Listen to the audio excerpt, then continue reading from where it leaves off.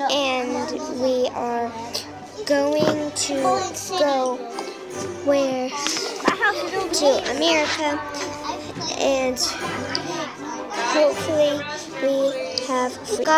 we just got to America, and it's very pretty, and we are gonna watch out for the Indians, because we were told that Indians are bad people.